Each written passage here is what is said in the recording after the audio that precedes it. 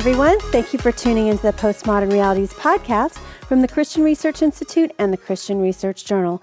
You're listening to episode 20 of Postmodern Realities, and I'm Melanie Cogdill, managing editor of the Christian Research Journal. On this episode, I'm joined by Dr. Richard J. Poupard, who is a medical doctor and a board-certified oral and maxillofacial surgeon practicing in Michigan. He also has an earned MA in Christian apologetics from Biola University and is a speaker for the Life Training Institute. In the 2016 Volume 39, Number 5 issue of the Christian Research Journal, Rich has written an article for our Viewpoint column. Viewpoint addresses relevant contemporary issues in discernment and apologetics from a particular perspective that's usually not shared by all evangelicals. So we hope that readers' thinking on Viewpoint issues will be stimulated and enhanced, whether or not they end up agreeing with the author. Rich's Viewpoint article is called, "Should We Continue to Use the Term Sexual Purity?" Rich, it's good to have you on. Well, thanks so much, Melanie. It's great to be here. You know, several years ago, the Barna Institute did a survey, and they surveyed millennials and asked them why they were leaving the church. And the number 4 reason given was because they didn't feel like their questions on sexuality were ever answered in the context of the church, and they felt like the church was silent on that issue. So in light of that, when did the term sexual purity start coming up? Because I think it's affected that generation in particular. So those are kids between 18 and 35, and I think some of them on the older spectrum kind of grew up with that term sexual purity. Yeah, I definitely agree. It certainly has affected them. And obviously, the Christian sexual ethic is not a new thing. God's plan for marriage and God's plan for sexual intimacy within marriage is nothing that we invented. However, in the early 1990s, in response to a lot of the changes that the evangelicals saw within culture, we saw culture being more sex-saturated, that the message of the world was increasingly that sexual experimentation and activity amongst our young people is virtually inevitable. And the only way or the best way to combat the consequences of such sexual behavior is simply using layers of thin latex and artificial hormones. And as a response to that, we started to kind of change or repackage the message of sexual abstinence. And in fact, we started to try to change what is essentially a negative message, a negative prohibition that you need to avoid all sexual activity, into a positive choice. And we called that choice focusing on sexual purity. And it involved a lot of different things. But one of the things, instead of saying that that we had to avoid something, we were able to make a choice, and that choice was to remain sexually pure and to attempt to empower us, and to also kind of have peer groups that would give pressure to not, instead of to having sex early, to remaining, quote-unquote, sexually pure until marriage.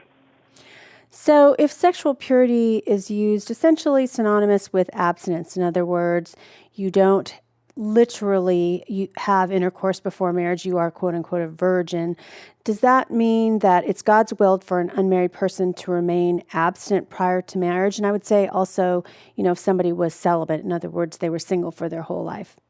In a word, absolutely. The Christian sexual ethic has not changed. And in my article, I don't want to imply that somehow we need to liberalize what God has clearly stated. I believe God's moral will is very clear in terms of human sexuality, that the gift of sexual intimacy is designed to be enjoyed and experienced only during a covenantal marriage. And that also means, of course, that sexual abstinence before marriage and sexual fidelity within the bounds of a marriage. And that message, certainly that standard has not changed.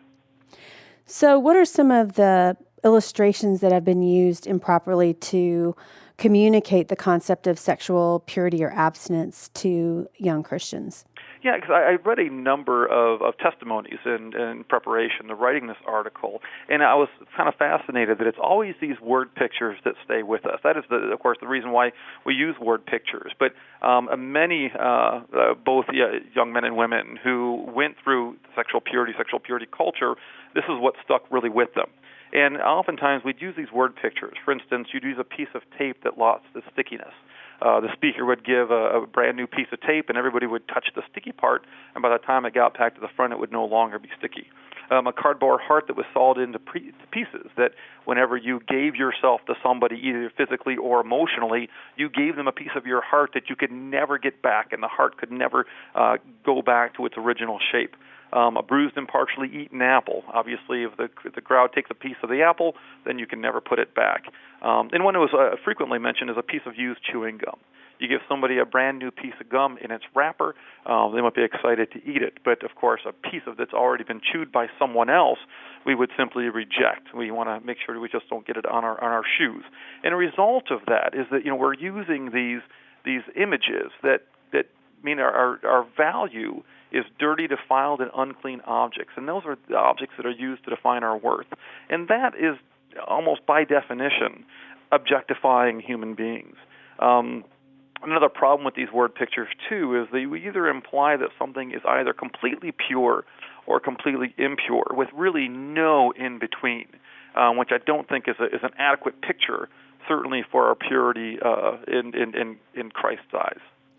I know in some of these illustrations that you have that if somebody did not measure up to them, it would produce what's called a core disgust reaction. Can you tell us what that is? Yeah, this comes from psychologist Paul Rosen. This is it's pretty fascinating to me.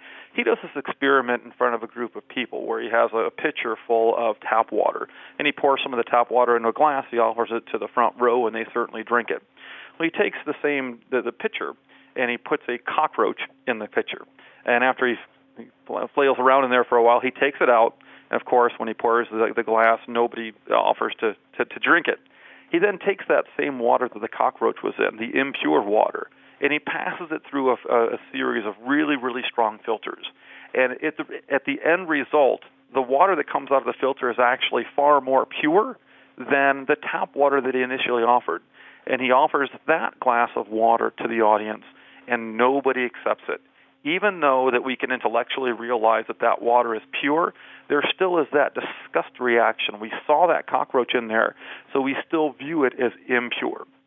And that's a problem with these types of word images and some of the teachings on sexual purity. We will see, once we view something as impure, we see that impurity is eternal. It does not change. And it's tragic when viewing others, when you see someone else that you view as impure. And regardless of the fact of what Christ has done in their heart, you can't change that view. But I think it's even worse when we have that view ourselves.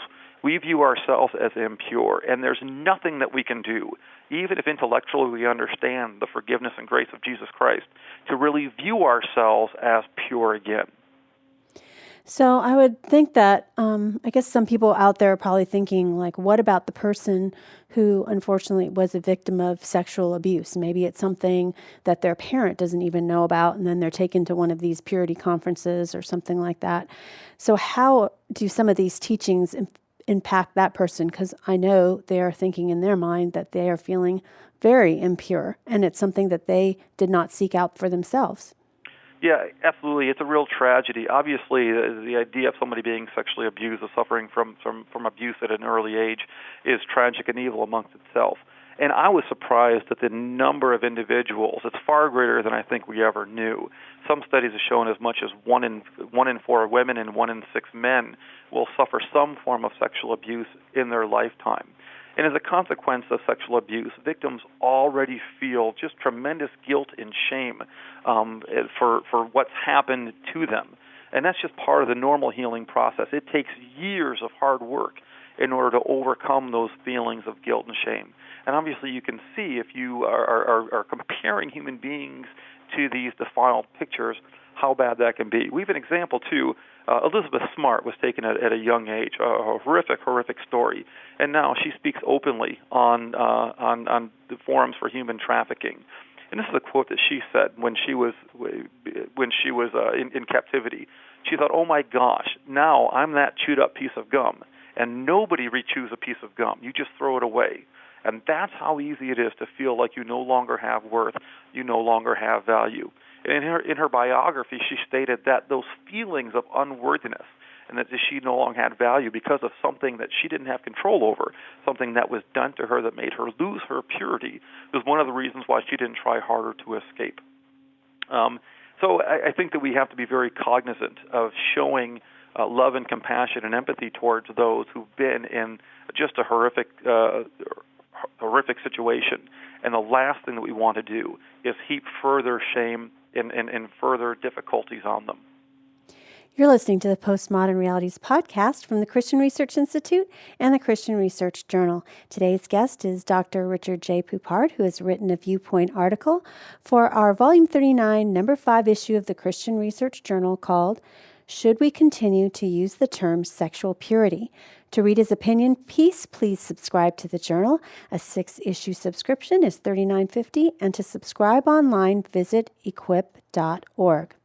Rich, we were just talking about just the impact of this kind of thinking, especially on people who have suffered sexual abuse. So what's wrong with the term or the phrase that we use? I think it's almost become a cliche, really, in evangelicalism about, quote, remaining sexually pure until marriage, unquote. Yeah, well, so far we've talked about the impact of the sexual purity teachings and the term sexual purity on those that are not married. But I do think that we have to look at also the impact that it's had on those that have been married. And if you use the term you're allowed to remain sexually pure until marriage, I guess the question is that what happens then? What happens? How is sexuality viewed within a covenant marriage if you've had to avoid sexual activity in order to remain sexually pure? Oftentimes, couples have said that once they become married, they feel like sex is now still an impurity, but it's something that God allows. It's some kind of allowable impurity that God tolerates, and that's the sexual intimate life we have with our spouses. And a lot of couples have a really difficult time after viewing sexuality as something so bad and so that they had to avoid so hard in order to remain pure. The difficulty in flipping the switch into now it's something that is celebrated and encouraged within marriage, and that's something that's just not easy to do sometimes. And once again, if we use these word pictures, that certainly once you have sex with your husband or your wife, that you're still a piece of chewing gum that has been chewed, but thankfully only your spouse gets to chew it.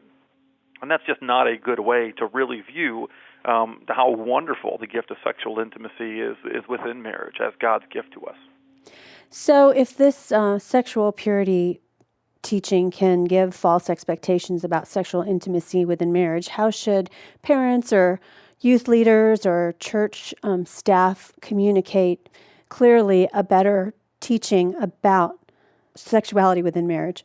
Yeah, well, one of the problems with the sexual purity teachings also is that oftentimes we're giving young people this message that as long as you remain sexually pure, as long as you avoid sexual activity before marriage, and especially if you don't allow yourself to become emotionally involved with anybody, that you are going to be promised an earth-shattering marriage with very little problems and just a fantastic intimate life within your marriage.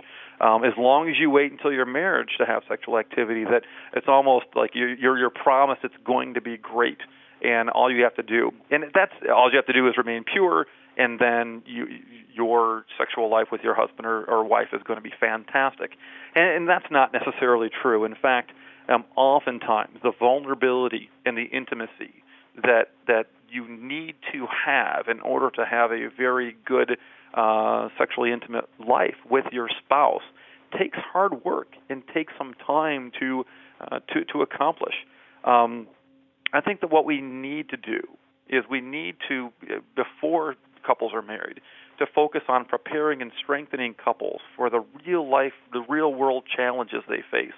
As someone has been promised throughout their entire single life that all they have to do is remain sexually pure, then they are going to found the spouse, that everything is going to work out fantastic. God is going to bless every aspect of their marriage. And then they have difficulties. It brings in a lot of challenges. And, is God, did he tell me the truth? Was I being told the honest thing in terms of what was to be expected in marriage? And I don't think that's a wise way to approach the challenges that many couples have in the early days of their marriage. So I know along with the sexual purity movement, there's also been the mention of the term emotional purity. In other words, that we need to guard our hearts because it's the wellspring of life. That's what it says in Proverbs 4:23. How should we look at that for our young people, especially also on the flip side of that, protecting them or allowing them to understand what it's like to have inappropriate emotional attachments, which I wonder these days if it's easier for kids to have with all the texting and social media and all of this kind of thing where they're casually kind of revealing a ton about their inner emotional life to a lot of people online. Yeah, that's a great question, especially in today's world. This is a topic that's really difficult to navigate and always has been. But I think one of the emotional purity teaching as an offspring of the sexual purity is a misreading of Proverbs 4. That in the ancient world, the idea of guarding our heart was not merely, the heart was not seen as the emotional center of our existence. The idea of the heart was pretty much almost equivalent to our soul. It's both our mind and our hearts and our emotions and our thoughts and all of that things all together. And what Proverbs 4 is saying is basically that we should be wise. We should seek wisdom of others, and we should allow that. Not necessarily that we should not allow us to be emotionally vulnerable with other human beings. And I know we have to teach care here, but teaching that we should not allow ourselves to be vulnerable at all to another person until right before our wedding. And then, once again, we flip the switch, then we can be all in terms of emotional vulnerability. I don't think it's necessarily a wise thing and the best thing to teach our young people. That, in fact, emotional vulnerability is a precursor for biblical love. And the fear of that vulnerability and connection is not necessarily a characteristic of a virtuous person. But the other point also exists on the other end of the spectrum, in which we can be in a situation, either marriage, in which we are keeping our fidelity physically, but we are allowing ourselves to be emotionally involved with someone in an inappropriate manner, or teaching our kids, especially right in the age of social media, where everything is out there, to lay everything out. Both of those viewpoints is just too far in the extreme. In how we exactly negotiate whom we allow ourselves to become at least slightly emotionally vulnerable, I think is a lifelong learning and not necessarily something that we can sum up very quickly. But at the same time, I do think that we have to be careful that we just teach our kids that the best way for them to negotiate and to navigate these very, very difficult waters is simply to clam ourselves up and not allow ourselves to be vulnerable at all. So how does a wrong view of sexual purity affect our relationship with Christ? It seems to me that in this view, there's not room for understanding truly that we are sinners, because I would think that we all have, according to the Bible, all of us are sinners, and that none of us have true sexual purity at all, even before our marriage. So if we have this false impression that as long as we haven't done certain physical things or certain emotional things that we are pure, how does that affect, one, our relationship with Christ, and two, our view of sin? Yeah, it's very, very, I think this is one of the most important aspects of sexual purity teaching and some of the inadvertent messages that it may have come across. If we're not careful, we can easily communicate this idea that our purity is based somehow on our behavior, either the positive things that we do or the things that we have avoided. And that's very damaging. The idea that we think we can go before God in a pure state because we've avoided certain things, I think is simply almost antithetical to the gospel message. Secondly, we have to be very careful in terms of how we view young people who have made the sin of engaging in sexual activity prior to marriage. When we equate that to purity, how do we somehow deal with the young teen that may have not had intercourse with their boyfriend or girlfriend, but have viewed hundreds and even sometimes thousands of hours of pornographic images, have been dehumanizing, objectifying human beings for all that period of time? And yet we can act like they're sexually pure, whereas a teen who made a poor choice one time is now considered sexually impure, and will now suffer consequences that cannot be undone. that some sins are seen as just completely beyond grace. Once you're made impure by these ways, that you're almost permanently defiled. And we can give lip service to the fact that Christ can forgive us and make us pure again, but the images are still there, that you've lost something that you can never, ever, ever get back. We have to understand that it's only the grace and forgiveness of Jesus Christ that makes us pure. Certainly not our behavior, that we have all failed in this manner. We were born sinners, and certainly none of us comes with a pure heart in terms of our sexuality. So understanding our need and Christ's desire to make us pure in His eyes because of His sacrifice is a very important message that can be lost if we're not careful. It seems like you were just saying, that the sexual purity movement really has, come down to things that are prescriptive. Don't do these things. So, and less gospel-centered. And so what should be the goal instead of Christian sexual education? How should, again, Christian leaders, parents, and youth workers approach this subject that's not prescriptive, but more gospel-centered? Sure. One of the first important things is try to. This is always a difficult topic to talk about, but to kind of allay the fear of what information is.